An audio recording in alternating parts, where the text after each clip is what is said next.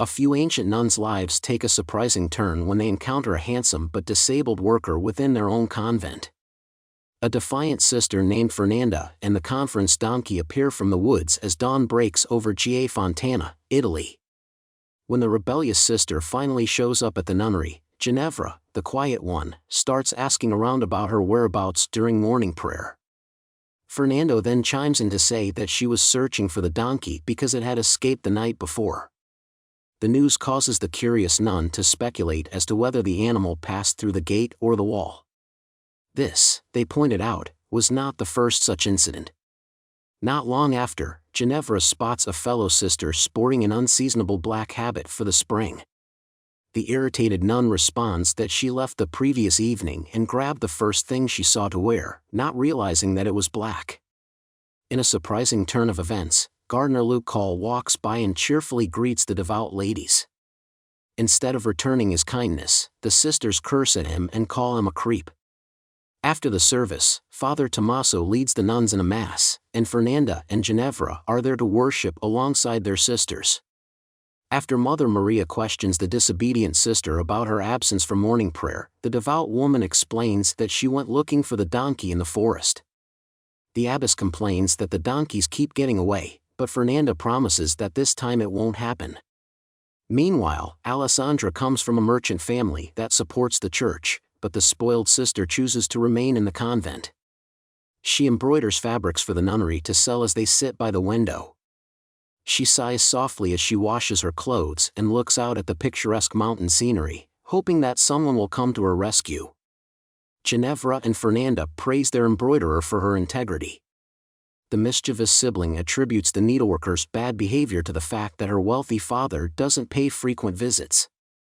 The gossip then tells Mother Maria that one of the sisters always gets double her share at mealtime. Everyone's dietary needs are different, so the best response is to avoid discussing other people's eating habits. In the meantime, Alessandra's father, Ilario, pays her a visit. She wants to know all about her mom and her future husband, merchant Ricardo, and she can't contain her enthusiasm.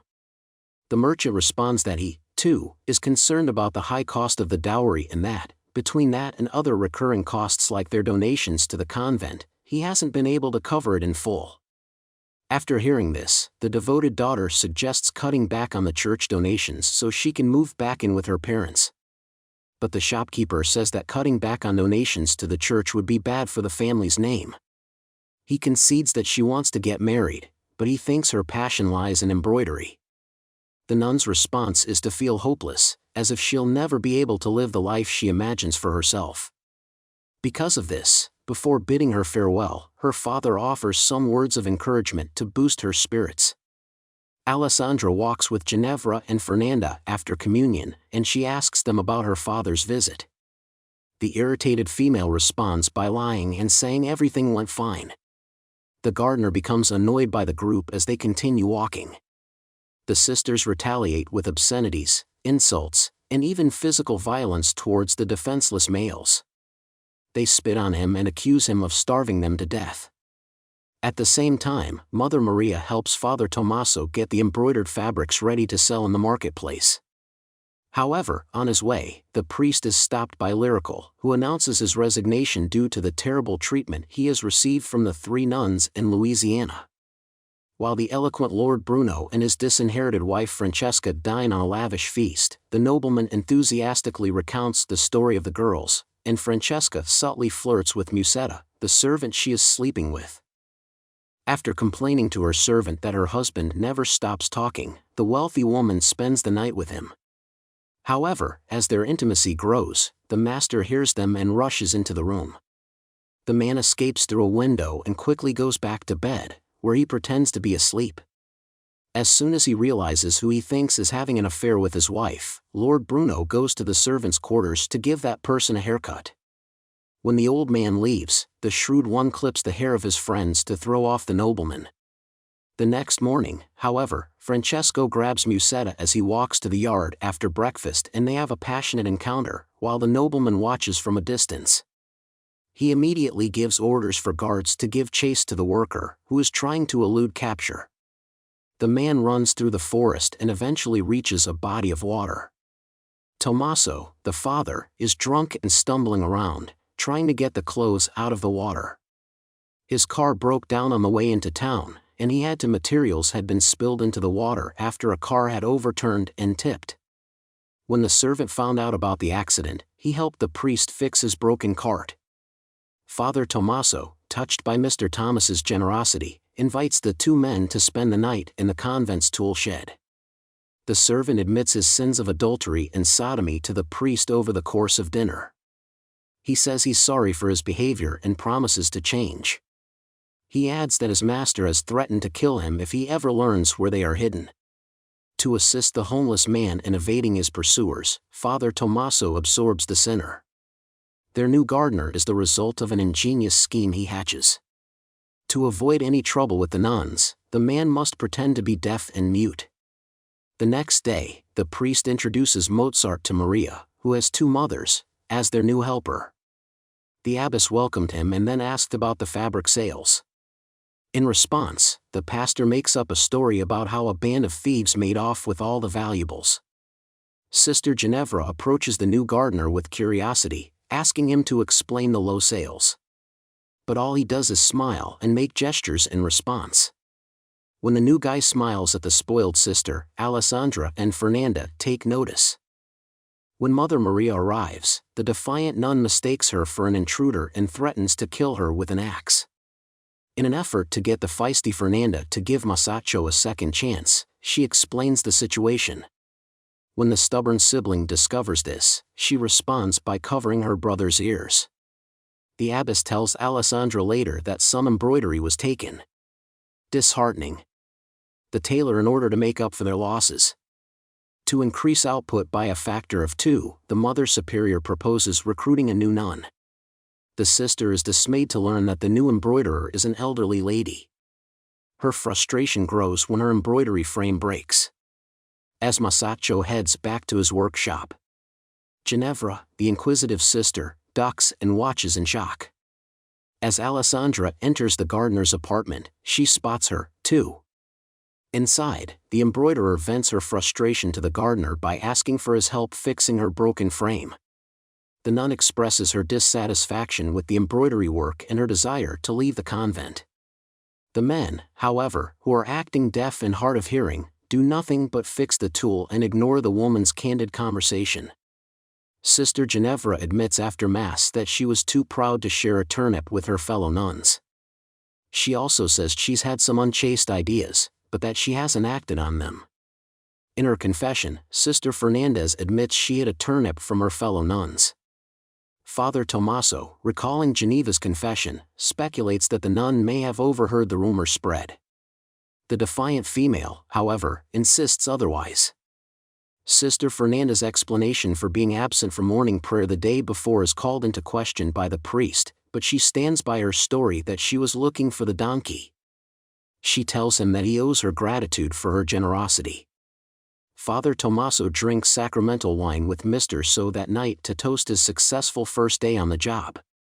The new gardener stops pretending to be deaf and mute and instead freely thanks the nuns for giving him the chance to work at the convent. When the servant reports meeting 3 interesting nuns, the priest warns him that the women have a reputation for being strict. If the nuns do any more harm, Father Tommaso says they should report it immediately. At the same time, Fernando's childhood friend Marta pays the defiant nun a visit and offers to buy her a drink. They then go to Alexandra's room to drink the sacramental wine together. Ginevra, curious about the source of the noise, knocks on the door, and the embroiderer invites her inside. Despite her misgivings about breaking the rules, the gospel gives in to her friend's persuasion and downs the holy drink. Later, Marta discusses the pleasures of getting close to men and how women sometimes use potions made from the belladonna plant to entice men. Sister Fernanda responds that she is hesitant to partake in such activities because she believes they constitute a mortal sin. While Alessandra slowly nods off. The sadistic nun takes the drunken Ginevra to her room and has a sexual encounter with her. The next day, in appreciation for Masaccio's help the day before, the embroiderer approaches him and gives him a handkerchief. The nuns then relieve the servant's heat-related labor by sitting down next to her. She gives the gardener a passionate kiss, and he returns her attention with a kiss of his own. However, she quickly stands up, apologizes, and leaves him alone after having a sudden realization about their actions. Fernando notices that Alexandra's fingernails are filthy while they are in church. In the future, when she and Ginevra are doing laundry, the rumor spreader mentions the passionate evening you two shared. The defiant sibling, however, shies away from the topic. The spoiled embroiderer suddenly appears and apologizes for the state of her headpiece. The two nuns, who are aware of her inexperience with housework, are taken aback by her initiative. The needleworker lies to Fernanda about how she got her headpiece dirty by saying she helped the gardener dig a ditch. Ginevra then tries to show the needleworker how to wash reveal. When Alexandra realizes she can't handle the instructions, she backs down and has the gossiper do it for her. Sadistic nun throws her garment to Ginevra after the seamstress leaves, then claims she has to clean the cellar and leaves. The rumormonger finishes her laundry and heads downstairs to find her sister's Defiance, but she doesn't find her there. While investigating, she comes across Sister Fernanda and Marta in the woods engaging in some sort of eerie activity. The concoction is made from the belladonna plant, and it is dropped by the woman onto the nun's eye. Then she has her use a dagger to slash open her finger so she can apply rouge to her cheeks. After that, they visit Masato in his tool shed for some alone time. Marta and Fernanda abruptly leave afterward, abandoning the man. When they go outside, they are met by Ginevra, who questions their unusual behavior. The woman, clearly annoyed, walks away, abandoning the two nuns. When the gossiper asks if Fernando found any significance in their private moment, the strange nun explains that they were drunk and were just having fun the night before. Ginevra spends the rest of the day fuming and plots her revenge as she lays in bed.